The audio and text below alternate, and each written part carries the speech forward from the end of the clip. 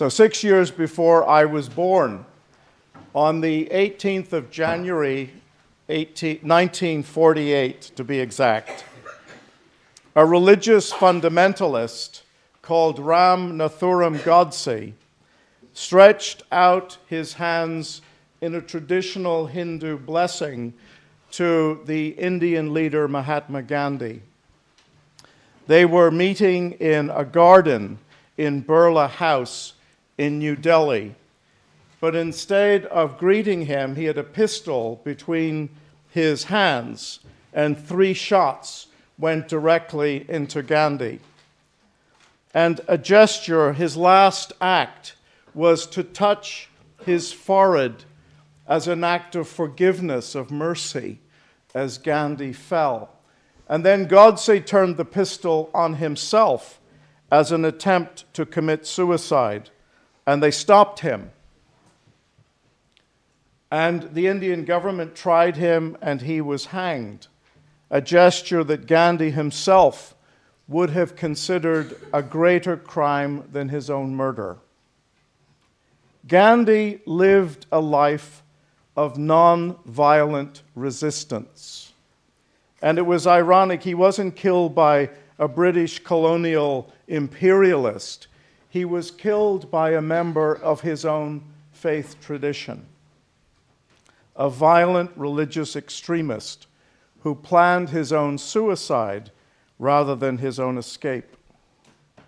So between the story of Jesus 2,000 years ago and right here in 2016, I invoke the life and the witness of Mahatma Gandhi as another example of the impact of religious-based violence against religious-based nonviolence. It happened, it collided 2,000 years ago in Jerusalem, again in New Delhi in 1948, this week in Turkey and in Brussels, and every week in Syria. This is not a new story.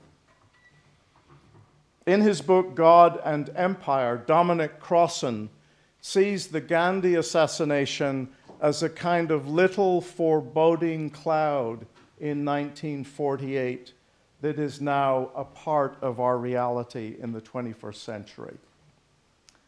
Whether it is the domestic suicide shooter or the radicalized religious fundamentalist, we live in a time when all religions around the world need to look more deeply at our own holy violence and the interpretation of holy texts to reinforce our need to impose our viewpoint upon another, even if it means that we kill them.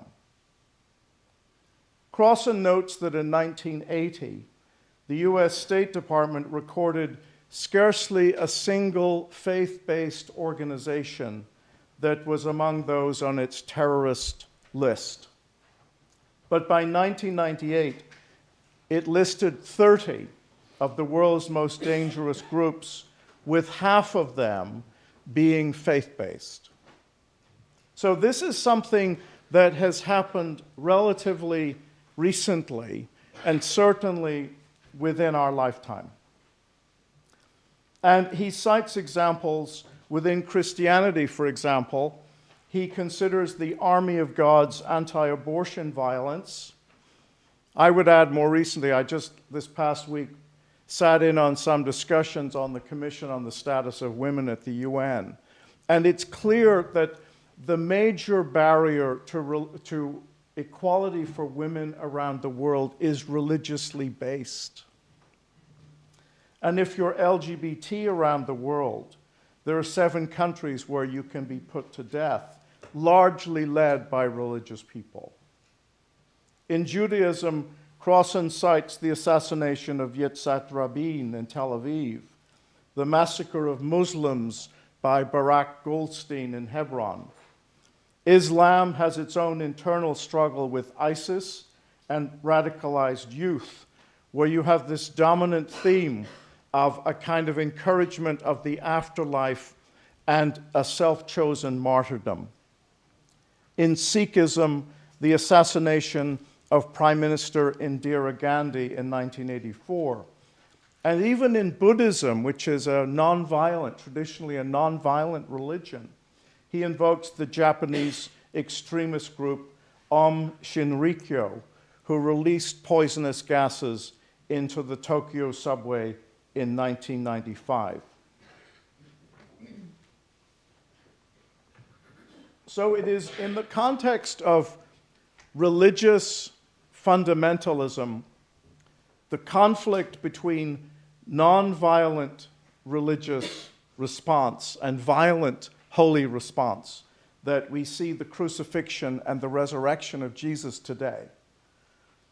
And far from being some sentimentalized happy ending fable, there is a reminder that even a life well lived, even being an awesome person, doesn't guarantee that you're going to lead a happy and a long life.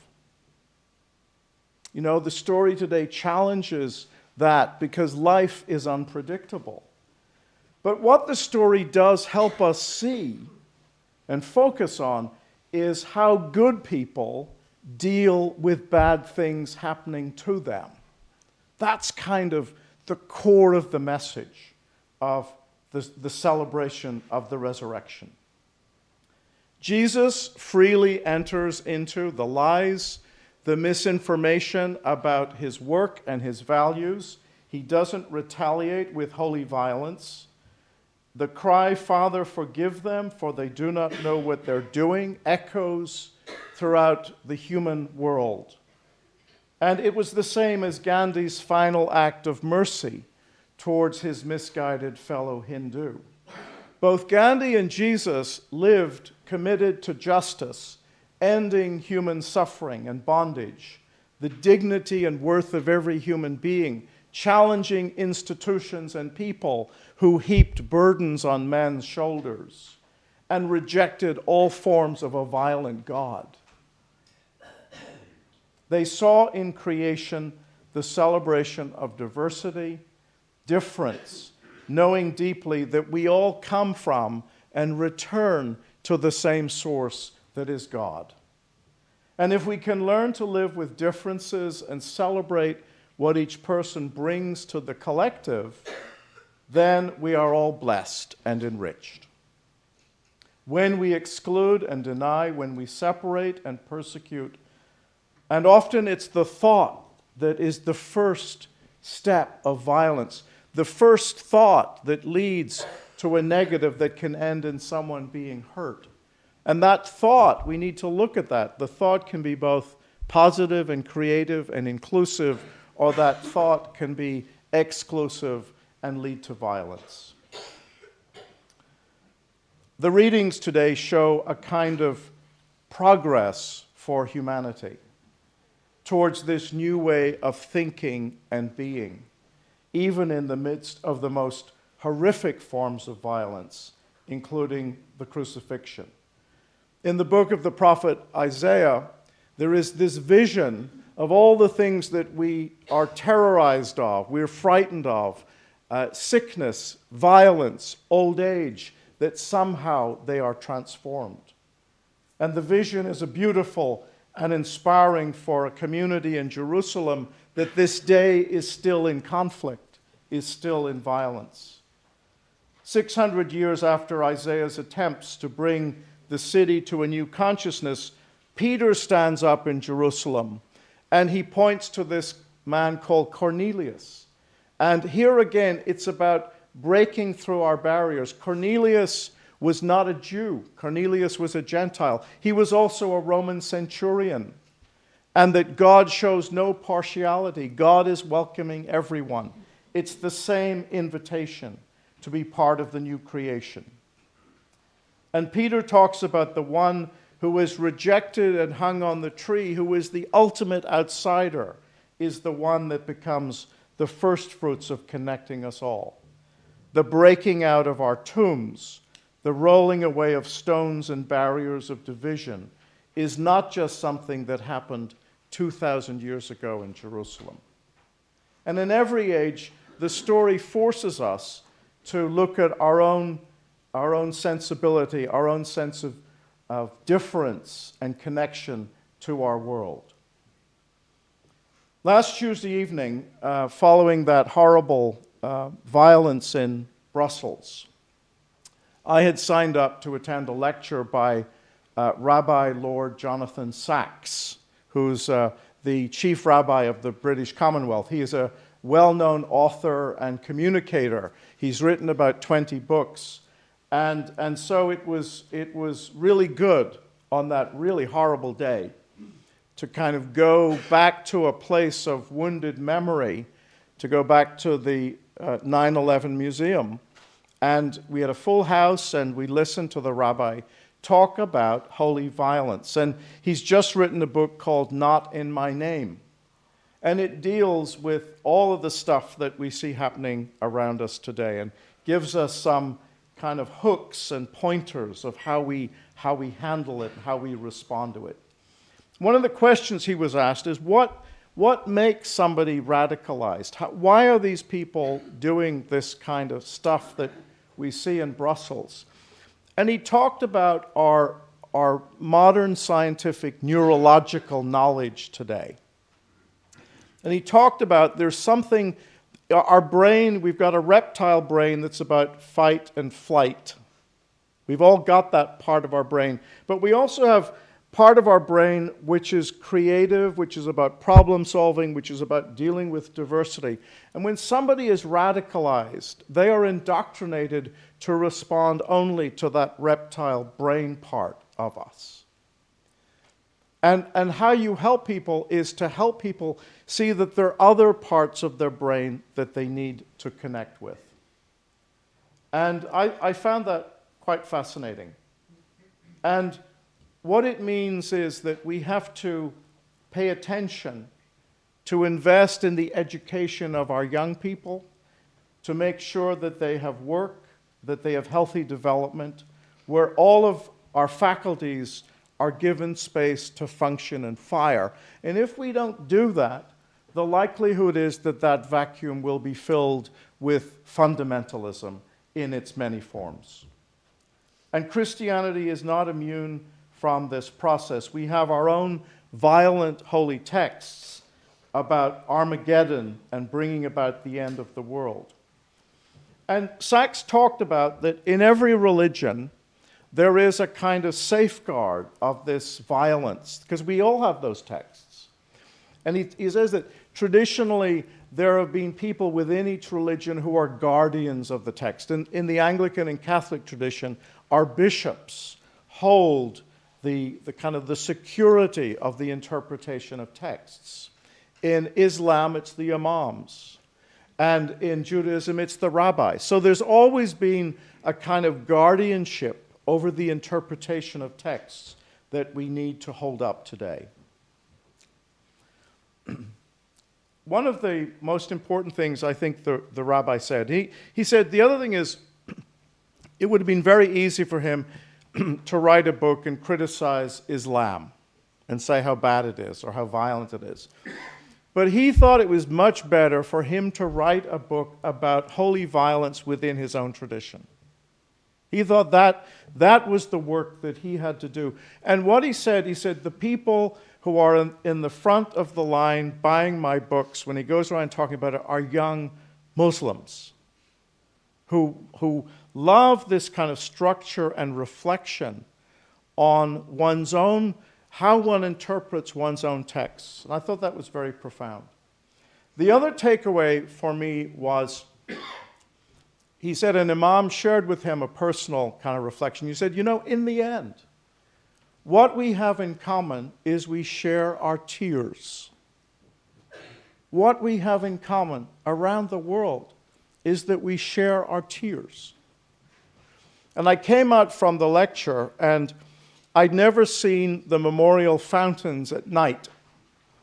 And what's interesting is you have these markers of what once stood as living buildings full of people and energy and relationships. They also mark what was a tomb. And the water flowed, lit up like the tears of the world. And what was interesting at night, because it's lit, there was a cross. The way the light shone at the bottom of the fountains, it was a cross. And in the place of that wounded memory, we're all connected in that cross. And so I saw that as a kind of living connection. It is a kind of resurrection. It is helping to make sense of the violence that we see around us. And the museum is bringing people together in our day to figure out how we move forward and what we have in common.